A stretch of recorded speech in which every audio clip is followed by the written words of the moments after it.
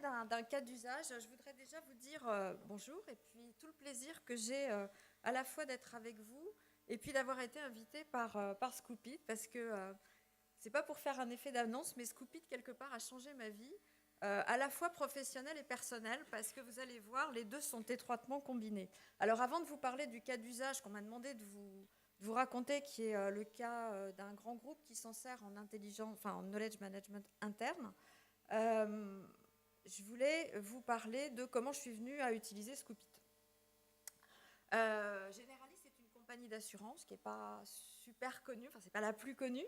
Elle est connue parce que c'est un grand groupe international, mais je dirais que ça fait 25 ans que j'ai la chance d'y travailler et que je m'occupe de la com, mais ça fait 25 ans que globalement, je vais vous la faire courte, 10 fois moins que mes principaux concurrents en médias. Donc, si vous voulez, j'ai toujours essayé de trouver des stratégies alternatives, tout simplement parce que la tradition du groupe, ça n'est pas d'être un gros annonceur.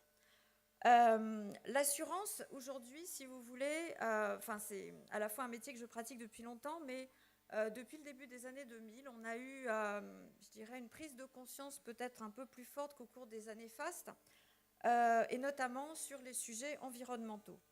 J'ai mis deux graphiques qui, comme ça, ne sont pas forcément reliés. Mais en haut, vous avez les estimations du GIEC. Alors, il y a des polémiques sur les estimations du GIEC, mais globalement, le track record des températures, ça part de l'an 1000. Et vous voyez, ça, enfin, sans doute beaucoup d'entre vous ont vu le film d'Al Gore, ça arrive en 2100 à des hypothèses qui varient beaucoup. Toujours est-il qu'à un moment, j'ai fait un rapprochement entre cette courbe-là et la courbe des réassureurs, qui sont ceux qui concentrent les grands risques. C'est les assureurs des assureurs, les réassureurs. Et eux, on fait appel à eux quand on a des grosses pertes. Donc eux, ils s'intéressent à tous les grands risques. Et depuis les années 70, ils font le track record de ces grandes catastrophes qui dépassent un certain montant. Et quand vous regardez la pontification de ces deux courbes, alors ce n'est pas sur des échelles de temps similaires, vous voyez quand même que ça suit une courbe un petit peu similaire. Donc, moi, je dirais, consciente de ça, j'ai eu à la fois, je dirais, un problème personnel, parce que j'ai un fils de 13 ans, et puis un problème professionnel, parce qu'on voit aujourd'hui, alors ça, je vous parle de ça, c'était il y a 10 ans, on était sur des horizons de temps d'accélération des catastrophes naturelles qu'on évaluait autour de 2100. Et puis, vous voyez ce qui arrive. C'était en 2014. Vous savez l'hiver qu'on a tous passé. Après, les Philippines, la Bretagne. Je crois qu'il y a pas mal de Bretons dans la salle et je les salue parce que les Bretons ont été particuliers. Enfin, toute la façade atlantique a été mise à rude épreuve et nous, les assureurs, évidemment, on est au premier rang. Alors, je ne vais pas vous fatiguer davantage avec ces sujets qui nous concernent plus particulièrement, mais la curation de contenu, j'y suis venue pour ça parce que à la fois, je crois que nous, on a un devoir d'alerte. Je trouve que notre profession n'est pas assez mobilisée sur ces enjeux. J'ai été très contente de voir qu'Henri Decaste, le président d'AXA, a dit que ces deux enjeux stratégiques pour l'avenir, c'était le climat et le digital. Jusqu'à présent, on se sentait un petit peu seul à le dire et pas avec les mêmes moyens. Mais si le premier le dit, alors on devient plus crédible. Donc voilà, l'idée, c'était de dire à la fois être un peu une lanceuse d'alerte et de l'autre côté, essayer de trouver les initiatives qui sont dans le sens d'une atténuation des risques. Alors, il y a une formule que j'ai trouvée, que j'aime bien, je l'ai trouvée sur le web, mais c'est de dire le peu qu'on peut faire, le très peu qu'on peut faire, il faut le faire. Et moi, je me suis identifiée à ce petit colibri avec la goutte d'eau, c'est-à-dire non seulement dans ma fonction, mais aussi dans ma vie personnelle. Donc, j'ai la chance de pouvoir diriger tout ce qui est engagement sociétaux chez Generali France. Et nous, ces initiatives, on a essayé de pas seulement dire, mais aussi faire et encourager ceux qui font, à savoir les associations. Vous en parlez tout à l'heure. On a été parmi les premières compagnies en 2008 à créer un site, enfin, des entreprises privées. Il y avait des sites qui encourageaient l'action entre les bénévoles et les associations, mais on a fait ça. On a lancé les trophées du sport responsable, un petit peu encourager la responsabilité sur tous les terrains, parce que ceux qui ont des comportements plus responsables, tout simplement, ils contribuent à limiter les risques, et ça nous intéresse directement. Je dirais pas forcément dans le tiroir caisse immédiat, on se situe vraiment dans des perspectives de long terme, mais nous, on a un métier de long terme. Et si on n'essaie pas d'encourager ces initiatives un petit peu sur tous les terrains, eh bien, c'est quelque part, je trouve, un défaut de métier.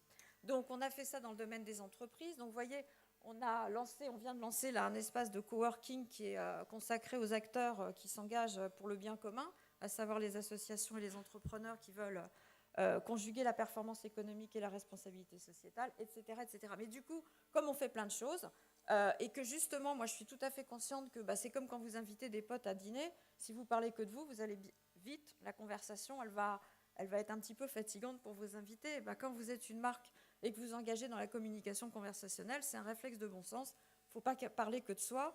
Et nous, on était dans une logique de qu'est-ce qu'on peut raconter qui témoigne voilà, de ces initiatives qui nous paraissent porteuses de sens.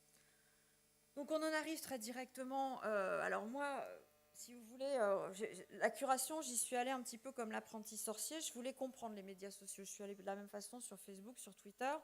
C'est vrai que je suis maintenant une accro de Scoop.it parce que voilà, ça correspond, je dirais, enfin en tout cas à ce que j'aime faire, parce qu'à la fois il y a le côté veille, éditorialisation, même si je ne suis pas forcément celle qui fait le plus d'insight dans ma curation, je vais essayer de m'améliorer, Marc, c'est promis, tout simplement parce que je n'ai pas beaucoup de temps, mais en tout cas, voilà, j'ai appris à faire confiance au regard de gens qui sont compétents.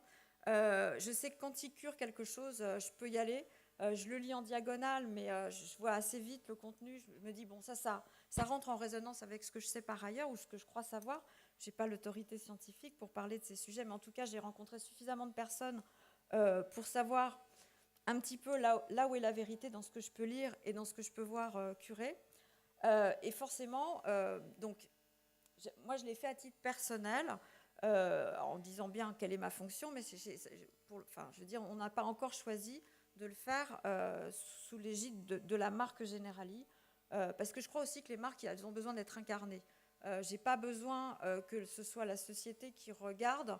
On est plus en train de se dire, on va essayer peut-être de curer à plusieurs, et à ce moment-là, ouais, on le fera peut-être sous la marque Generali. Je ne suis pas sûre que ce soit forcément la stratégie. Enfin, voilà, pour le moment, je n'ai pas de conviction très arrêtée sur ce sujet. Mais en tout cas, à travers Scoop.it, sur des topics qui rejoignent nos domaines d'action, eh bien évidemment, j'alimente mon fil Twitter. J'ai même la faiblesse de dire que je ne fais plus de liens directs, je fais que des liens sur Scoop.it. Et des fois aussi, je rescoupe à partir de Twitter parce que ça me fait gagner du temps sur les gens que je suis. Et puis, comme je m'en sers depuis 2 ans, j'ai vu toute l'accélération que ça permettait d'avoir en termes de veille, en termes de détection de signaux faibles. Et du coup, je m'en suis fait prosélyte en interne. Alors, au départ, quand je suis passée devant le comité de direction générale pour leur parler de Scoop.it, voilà, c'était pas, je veux dire, on parle de Twitter, il y a des regards qui s'allument. Scoop.it, c'était pas encore le cas. Mais j'ai eu la chance d'avoir suffisamment de crédibilité pour leur dire voilà ce que j'en ai fait. Par exemple, dans cet espace dont je vous parlais de coworking qu'on vient de lancer, on a voulu en faire aussi quelque chose où il y a des Fab Labs, des repair labs. Alors ça, c'est des ateliers de réparation collaborative. Bon, bref, je voulais vraiment en faire un lieu qui traduise nos engagements sur le web. Et ça, je l'ai d'autant plus vite vu, ces mouvements-là, que j'étais positionnée sur ces sujets de curation dans mon topic coworking, Fab Lab, etc. Donc, on est parti dans une période depuis 3 mois de nouvelle vision stratégique à 10 ans. Et pour alimenter cette vision stratégique, on a lancé des chantiers. Et ces chantiers, on a choisi de désigner des community managers. Bon, ce n'est pas le métier parce qu'ils ont, dans une compagnie d'assurance comme la nôtre, en tout cas pour le moment, il n'y a pas encore beaucoup de community managers. C'est le fait de quelques spécialistes. Mais on a désigné des gens pour se servir de Scoop.it. Hélène est venue les former. Ils se sont appropriés l'outil assez facilement parce que c'est un outil, je pense que ceux qui s'en servent le savent aussi bien que moi, intuitif. Et du coup, voilà, l'idée c'est qu'on en fait un outil de veille pour donner des inputs dans cette nouvelle vision stratégique dans un monde où l'innovation va de plus en plus vite, et notamment avec les réseaux sociaux et le web. Que vous dire? Donc, on a créé des topics dédiés aux thématiques de ces groupes de travail. On a désigné un community manager, alors qui s'est un petit peu demandé ce que c'était au départ, ce rôle de community manager, parce que C'était pas que des communicants, c'était des souscripteurs, enfin des gens qui souscrivent les garanties ou qui travaillent à la DSI ou qui ont un autre métier. Et donc, voilà, c'est pas. Enfin, je veux dire, il faut déjà expliquer ce que c'est que le rôle du community manager en termes d'animation des conversations, en termes d'input, en termes de veille et du coup, en termes de curation. Donc, le projet débute tout juste, donc je ne peux pas encore vous dire c'est un carton, etc. De toute façon, dans les entreprises, on en discutait avec mon collègue de BNP avant que la conférence commence. Voilà, c'est vrai aussi pour les réseaux sociaux d'entreprise. L'outil ne suffit pas. Il faut que le management s'implique, il faut que la culture de l'entreprise évolue, il faut que les usages évoluent. Mais en tout cas, voilà, je crois que l'essentiel, c'est de se mettre en chemin. Et surtout, ce qui me fait plaisir aujourd'hui, c'est que d'autres que moi, qui ne sont pas des accros de Scoopit, commencent à voir l'apport économique de cet outil. Donc, voilà, aujourd'hui, on est en train de faire notre première newsletter. Alors, il faut plugger ça sur les outils de l'entreprise avec les systèmes de sécurité. Tout ça, c'est un petit peu d'adaptation. Mais en tout cas, on a avec l'équipe de Scoopit des gens qui sont extrêmement réactifs et à notre écoute. Donc, voilà, on est en train de connecter tout ça.